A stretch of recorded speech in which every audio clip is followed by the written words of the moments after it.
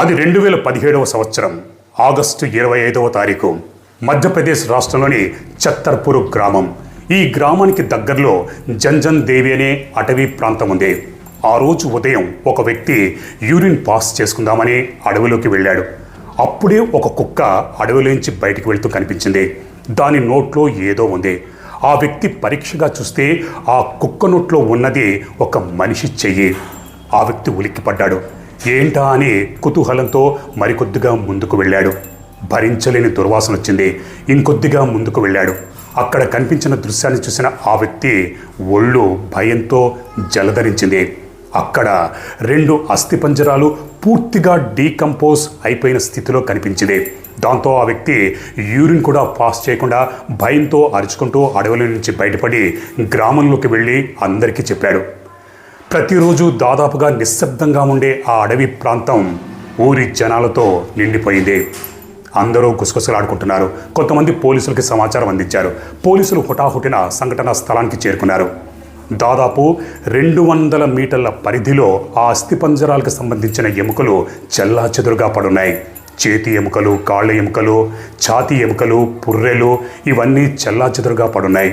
క్రూస్ team dog squad వచ్చింది. పోలీసులు సంఘటనా స్థలాన్ని క్షుణ్ణంగా పరిశీలించారు.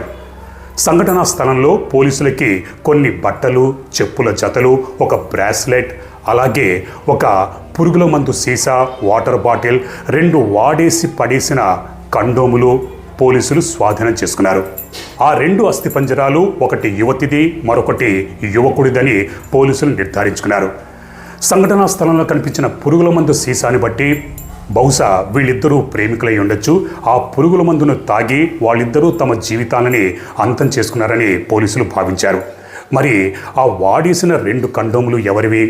అన్నీ దొరికాయి, కానీ ఆ ఇద్దరికి సంబంధించిన మొబైల్ ఫోన్లు, అలాగే Aadhaar card, pan card, voter ID card ఇవేమీ దొరకలేదు.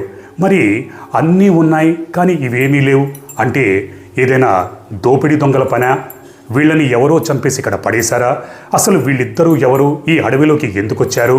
వీళ్ళిద్దరూ వాళ్ళంతటి వాళ్ళే చనిపోయారా, లేకపోతే ఎవరైనా చంపేశారా? ఎక్కడో చంపి ఇక్కడ పడేశారా? ఇలా పోలీసుల ముందు ఎన్నో ప్రశ్నలున్నాయి. ఈ లోపల ఊళ్ళోని జనాలు గుసగుసలాడుకోవడం మొదలుపెట్టారు. అరే, మన ఊరికి చెందిన సాక్షి, మోనో కనిపించడం లేదని వాళ్ళ తల్లిదండ్రులు కొన్ని రోజులుగా వెతుకుతున్నారు కదా. కొంపదీసి ఈ అస్థిపంజరాలు వాళ్ళవై ఉంటాయా? ఎందుకైనా మంచిది వాళ్ళ తల్లిదండ్రులకు చెప్దామని ఊళ్ళోకి వెళ్ళి సాక్షి తల్లిదండ్రుల్ని, మోనో తల్లిదండ్రుల్ని కలిసి అడవిలో 2 అస్థిపంజరాలు దొరికాయి. అదృష్టవశాత్తు దేవుడి దయ వల్ల అవి మోనువి, సాక్షివి కావని మనం అనుకుందాం. కానీ కీడించి మేలంచాలని అంటారు కదా, మీరు వెంటనే పోలీసులు కలవండి అని చెప్పడంతో సాక్షి తల్లిదండ్రులు, మోనో తల్లిదండ్రులు పరుగున అడవిలోకి వెళ్ళి పోలీసులు కలిశారు. పోలీసులు తాము స్వాధీనం చేసుకున్న బట్టల్ని, చెప్పుల జతని, బ్రాస్లెట్ని చూపించారు. వాటిని చూసి అవి మోనుది, సాక్షివని గుర్తించి బోరున విలపిస్తూ కుప్పకూలిపోయారు. దాంతో పోలీసులకి తాము స్వాధీనం చేసుకున్న అస్థిపంజరాలు ఒకటి సాక్షిది, మరొకటి మోనోదే అని నిర్ధారించుకున్నారు. ఆ తర్వాత వాటన్నిటినీ పోగు చేసి ఆ అస్థిపంజరాలకు సంబంధించిన ఎముకల్ని పోస్ట్మార్టం నిమిత్తం ఆసుపత్రికి తరలించారు. మిగతా వస్తువులన్నింటినీ ఫోరెన్సిక్ సైన్స్ ల్యాబొరేటరీకి తరలించారు. తర్వాత పోలీసులు ఇన్వెస్టిగేషన్ చేయడం మొదలుపెట్టారు. పోలీసుల ఇన్వెస్టిగేషన్లో సాక్షిది, మోనుది వేరువేరు కులాలని తెలిసిందే. పైగా సంఘటనా స్థలంలో పురుగుల మందు సీసా దొరికింది కాబట్టి బహుశా సాక్షి, మోనో ఇద్దరూ ప్రేమించుకుని ఉంటారు. వీళ్ళిద్దరి ప్రేమకి కుటుంబంలోని వారు ఒప్పుకొని ఉండరు. దాంతో వీళ్ళిద్దరూ పురుగుల మందు తాగి తమ జీవితాలను అంతం చేసుకుని ఉంటారని పోలీసులు దాదాపుగా నిర్ధారణకు వచ్చేశారు. దాంతో పోలీసులు సాక్షి కుటుంబ సభ్యుల్ని, తల్లిదండ్రుల్ని, మోనో కుటుంబ సభ్యుల్ని అందరినీ పిలిచి విచారించారు. పోలీసులు అన్ని కోణాల్లో ఎంతగా విచారించినా కూడా వాళ్ళిద్దరి చావుకి తమకి ఎటువంటి సంబంధమూ లేదని చెప్పారు. ఎందుకంటే ఇక్కడ సాక్షి, మోనో కుటుంబ సభ్యులు ఒక రకంగా ఫ్యామిలీ ఫ్రెండ్స్. ఒకళ్ళ ఇంటికి ఒకళ్ళు వెళుతూ ఉండేవారు. పైగా సాక్షి, మోనో ఇద్దరు ఫ్రెండ్స్. దాంతో వీళ్ళిద్దరి చావుకి తమకి ఎటువంటి సంబంధం లేదని ఖరాఖండిగా చెప్పారు. దాంతో పోలీసులు కూడా వాళ్ళిద్దరి చావుకి కుటుంబ సభ్యులకి ఎటువంటి సంబంధమూ లేదని నిర్ధారించుకున్నారు. మరి వాళ్ళిద్దరూ ఎలా చనిపోయారు? అసలు అడవిలోకి వాళ్ళిద్దరూ ఎందుకు వెళ్ళారు? వాళ్ళే వెళ్ళారా, లేకపోతే ఎవరైనా బలవంతంగా తీసుకుని వెళ్ళారా? ఎవరైనా చంపి అక్కడ పడేశారా? ఇలా పోలీసుల ముందు ఎన్నో ప్రశ్నలు. కానీ దానికి సంబంధించిన సాక్ష్యాలు, ఆధారాలు పోలీసుల దగ్గర ఏమీ లేవు. పైగా మొబైల్ ఫోన్స్ కూడా లేవు, కానీ నంబర్స్ ఉన్నాయి. ఫోన్ చేస్తే స్విచ్ ఆఫ్ అని వస్తుంది. సరే, ఎప్పటికైనా ఆ మొబైల్స్ ఆన్ కాకపోతాయని పోలీసులు వెయిట్ చేస్తూ ఉన్నారు. ఈ లోపల పోస్ట్మార్టం రిపోర్ట్ వచ్చింది. ఆ రిపోర్ట్ మొత్తం కేసునే మలుపు తిప్పింది. పోస్ట్మార్టం రిపోర్టులో సాక్షి మీద సామూహికంగా అత్యాచారం జరిగింది, తర్వాత గొంతు పిసికి హత్య చేశారు. అలాగే మోనును కూడా బలమైన ఆయుధంతో తల మీద కొట్టి ఆ తర్వాత గొంతు పిసికి హత్య చేశారని పోస్ట్మార్టం రిపోర్టులో ఉంది. దాంతో పోలీసులు మర్డర్ కేసు నమోదు చేసుకుని ఇన్వెస్టిగేషన్ చేయడం మొదలుపెట్టారు. కానీ పోలీసుల దగ్గర ఎటువంటి క్లూ లేదు. ఈ లోపల ఆ 2 మొబైల్లో ఒక మొబైల్ ఆన్ అయింది. దాంతో పోలీసులకి లొకేషన్ తెలిసింది. అక్కడికి వెళ్ళారు. ఒక వ్యక్తిని అదుపులోకి తీసుకున్నారు. ఆ వ్యక్తి పేరు కామ్తా కుష్వాక్. పోలీసులు కుష్వాక్ని ప్రశ్నించేసరికి కుష్వాక్ లబోదిబమని మొత్తుకుంటూ, సార్, కొన్ని రోజుల క్రితమే ఈ మొబైల్ని కొన్నాను, నాకు ఆ హత్యలకి ఎటువంటి సంబంధం లేదని అన్నాడు. ఎవరి దగ్గర కొన్నావురా అంటే, నేను దేవేంద్ర రాయ్ దగ్గర కొన్నానని చెప్పాడు. పోలీసులు దేవేంద్ర రాయ్ని అదుపులోకి తీసుకుని ప్రశ్నించారు. దేవేంద్ర రాయ్, సార్, కొన్ని రోజుల క్రితం నేను అడవిలోకి వెళ్తే నాకు ఈ మొబైల్ దొరికింది, ఈ మొబైల్ని నేను కుష్వాకి అమ్మానని చెప్పాడు. దేవేంద్ర ఎక్కడ పనిచేస్తున్నాడని పోలీసులు ఆరా తీస్తే సంఘటనా స్థలానికి కొద్ది దూరంలో ఒక ఫామ్ హౌస్ ఉంది. ఆ ఫామ్ హౌస్లో దాదాపు 15 సంవత్సరాల నుంచి పనిచేస్తున్నాడన్న సంగతి పోలీసులకు తెలిసింది. ఆ ఫామ్ హౌస్ యజమాని ఎవరు అని ఆరా తీస్తే రాజేష్ గోస్వామి అని తెలిసింది. సంఘటనా స్థలానికి దగ్గరలోనే ఫామ్ హౌస్ ఉంది.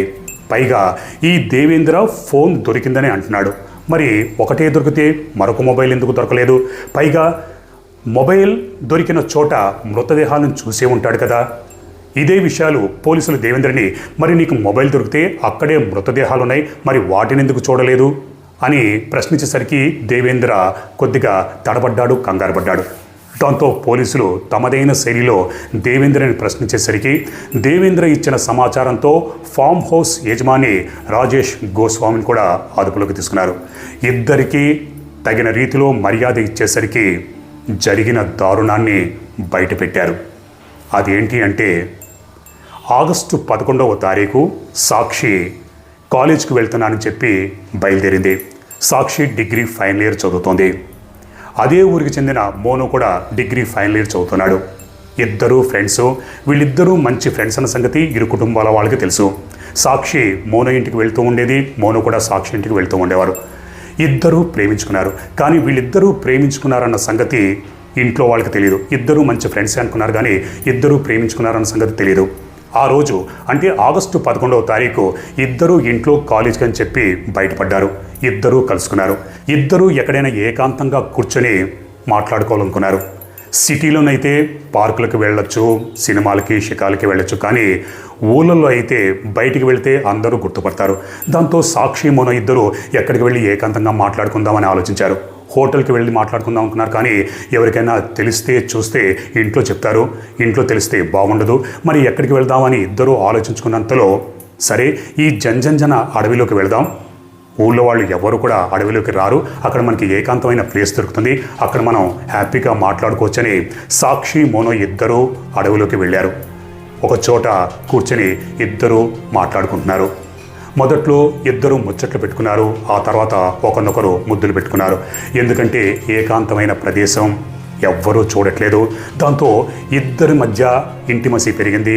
ఇద్దరూ శారీరక సంబంధం పెట్టుకోవడానికి రెడీ అవుతున్నారు. అప్పుడే ఫామ్ హౌస్లో పనిచేస్తున్న దేవేంద్ర అటువైపుగా వెళ్తున్నాడు.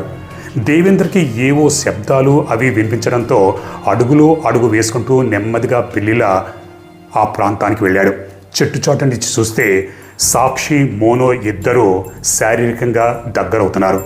అది చూసిన దేవేంద్ర మళ్ళీ నెమ్మదిగా అడుగు వేసుకుంటూ ఫామ్ హౌస్కు వెళ్ళి తన యజమాని రాజేష్ గోస్వామితో, అయ్యా చూసారా, అడవిలో ఒక యువకుడు ఇద్దరు శారీరకంగా దగ్గరవుతున్నారు, అసలు ఈ కాలం పిల్లలకి భయంగా బొత్తి మర్యాద ఇది లేకుండా పోయింది, ఎంతగా బరి తెగించిపోయారో అని చెప్పాడు.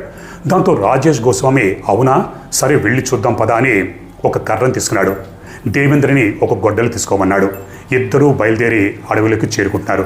ఈ ఇద్దరిలో అప్పటికే ఒక క్రూరమైన ఆలోచన ఉంది. ఇద్దరూ వచ్చారు. వచ్చి చూస్తే ఇక్కడ సాక్షి మోనో ఇద్దరూ ఏకాంతంగా ఉండడంతో, ఇద్దరు ప్రేమికులు కావడంతో శారీరకంగా దగ్గరవుతున్నారు. ఈ రాజేష్ గోస్వామి, దేవేంద్ర ఇద్దరు వచ్చి వాళ్ళ పక్కనే నిలబడ్డారు. వాళ్ళిద్దరిని చూసిన సాక్షి మోనోలు ఒక్కసారిగా భయంతో ఉలిక్కిపడ్డారు.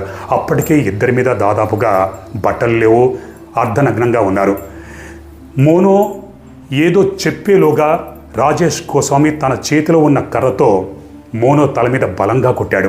ఆ ఒక్క దెబ్బకే మోనో దాదాపుగా స్పృహ తప్పి పడిపోయాడు. తల నుంచి రక్తం కారుతోంది. అది చూసిన సాక్షి భయంతో వణికిపోయింది. నన్ను, నా ప్రియుడిని ఏమీ చేయొద్దు, మేము ఇక్కడి నుంచి వెళ్ళిపోతాము, ఏదో బుద్ధి తక్కువై వచ్చాము, మళ్ళీ ఇంకెప్పుడు ఇక్కడికి రాము అన్నారు. కానీ రాజేష్ గోస్వామిలో, దేవేంద్రలో అప్పటికే ఒక దరిద్రమైన ఆలోచన ఉంది. నువ్వు అరిచి గోల చేస్తే నీకు కూడా నీ ప్రియుడికి పట్టిన గతే పడుతుంది, నువ్వు మర్యాదగా మాకు సహకరించు అని ఇద్దరూ సాక్షి మీద అఘాయిత్యానికి పాల్పడ్డారు.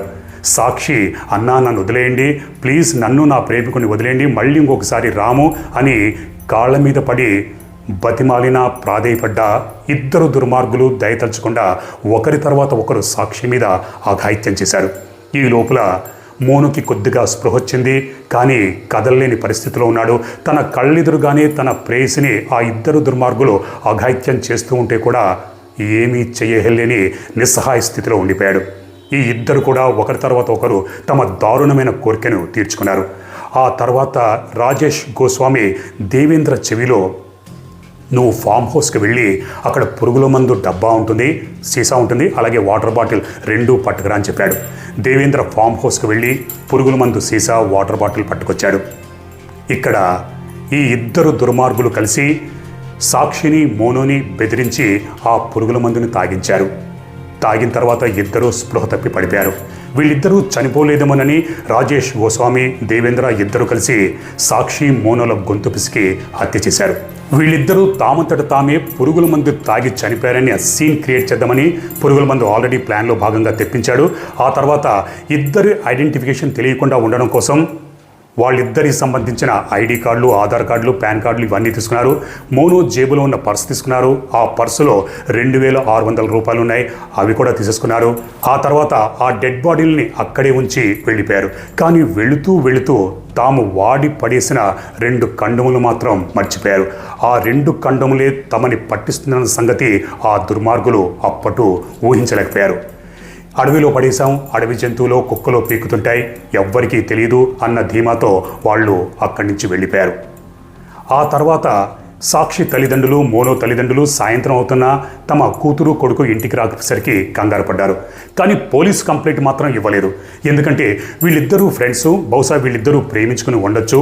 ఈ సంగతి తమకు తెలిస్తే ఎక్కడ తిడతామోనన్న భయంతో వాళ్ళిద్దరూ ఎక్కడికైనా పారిపోయి ఉంటారేమో, కొన్ని రోజుల తర్వాత వాళ్ళే తిరిగి వస్తారు కదా అని ఇక్కడ సాక్షి కుటుంబ సభ్యులు, మోనో కుటుంబ సభ్యులు వాళ్ళంతటా వాళ్ళే వెతుకుతున్నారు తప్పితే పోలీస్ కంప్లైంట్ ఇవ్వలేదు.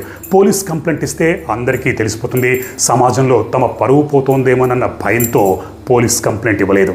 ఒకవేళ పోలీస్ కంప్లైంట్ ఇచ్చుంటే ఈ మర్డర్ మిస్టరీ అప్పుడే బయటపడేది. కానీ ఇవ్వకపోవడం వల్ల ఈ 2 డెడ్ బాడీస్ పూర్తిగా డీకంపోజ్ అయిపోయి అస్థిపంజరాల్లా మారిపోయాయి. ఆ తర్వాత పోలీసులు కండములో ఉన్న స్పెర్మ్కి DNA టెస్ట్ నిర్వహించారు. టెస్టులో ఆ స్పెర్మ్ ఈ దుర్మార్గులు దేవేంద్ర రాయ్ది, రాజేష్ గోస్వామిదేనని టెస్ట్ రిపోర్టులో వచ్చింది. దాంతో పోలీసులకి తిరుగులేని సాక్ష్యం దొరికింది. అలాగే ఫామ్ హౌస్లో వెతికితే హత్యకు ఉపయోగించిన కర్ర, అలాగే గొడ్డలి, అలాగే మరొక మొబైల్ ఫోన్ పోలీసులు స్వాధీనం చేసుకున్నారు. దేవేంద్ర డబ్బుల కోసం కక్కుర్తుపడి దానిని కుష్వాక్కి అమ్మాడు. ఆ తర్వాత పోలీసులు పకడ్బందీగా ఛార్జ్షీట్ తయారు చేసి కోర్టులో సబ్మిట్ చేశారు. కోర్టులో కేసు నడిచింది. 2023 సంవత్సరం డిసెంబర్ 30వ తారీఖు సెషన్ కోర్ట్ ఈ దుర్మార్గులైన రాజేష్ గోస్వామికి, దేవేంద్ర రాయ్కి 2 సార్లు జీవిత ఖైదు శిక్ష విధిస్తూ తీర్పిచ్చింది. ఒక్క జీవిత ఖైదుకే జీవితాంతం బతుకున్నంతకాలం జైల్లో చెప్పుకోడు తింటూ ఉండాలి. అటువంటిది జడ్జి గారు 2 జీవిత ఖైదులు విధించారు. ఉరిశిక్ష విధిస్తే చాలా బాగుండేది, కానీ జీవిత ఖైదు శిక్ష విధించారు.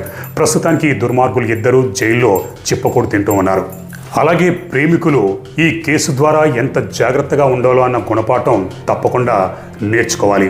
ప్రేమించుకోవడం తప్పు కాదు, యవ్వనంలో ప్రేమించుకుంటాడు, కానీ ఆ యవ్వనపు కోరికల్ని అదుపులో ఉంచుకోవాలి. తమ కోరికల్ని తీర్చుకోవడం కోసం హోటల్స్కి వెళ్ళడం, నిర్మానుష్య ప్రదేశాలకు వెళ్ళడం చాలా డేంజర్. గ్రామానికి చెందిన యువతీ యువకులు ప్రేమించుకొని తమ కోరికల్ని తీర్చుకోవడం కోసం పొలాల్లోకి లేకపోతే నిర్మానుష్య ప్రదేశాల్లోకి అడవులోకి వెళ్తారు. కానీ కొంతమంది దుర్మార్గులు చూస్తే ప్రేమికురాల మీద అఘాయిత్యం చేసి ప్రేమికుణ్ణి కొట్టి చావుబాది హత్య చేసిన ఉదంతాలు, అలాగే ప్రేమికురాల్ని హత్య చేసిన ఉదంతాలు కూడా గతంలో ఎన్నో జరిగాయి. కాబట్టి తమ కోరికల్ని నియంత్రించుకోవడం ప్రేమికులకి ఎంతైనా అవసరం. ప్రేమించుకోవడం తప్పులేదు. తమ కాళ్ళ మీద తాము నిలబడ్డాక పెళ్లి చేసుకోండి. పెళ్లి చేసుకున్న తర్వాత హ్యాపీగా దాంపత్య జీవితాన్ని అనుభవించండి. అంతే తప్పితే ఇలా కక్కుర్తిపడి నిర్మానుష్య ప్రదేశాలకు వెళితే ఇటువంటి సంఘటనలు జరిగే ఆస్కారం ఉంది. ఇది భయపెట్టడానికో కంగారు పెట్టడానికో కాదు, మీ అవగాహన కోసం, మీ జాగ్రత్త కోసం. మరి నేను చెబుతున్న దాంట్లో ఎంత నిజం ఉంది, మరి మీరేమనుకుంటున్నారో కామెంట్స్ రూపంలో నాకు తెలియజేయండి. ఇక్కడ దాకా వచ్చాక చూశాక లైక్ చేస్తారా, షేర్ చేస్తారా, సబ్స్క్రైబ్ చేసుకుంటారా లేదా అన్నది మీ ఇష్టం. మరో నిజమైన క్రైమ్ స్టోరీతో నేను మళ్ళీ మీ ముందుంటాను. That's all for now. This is Harshavardhan signing of.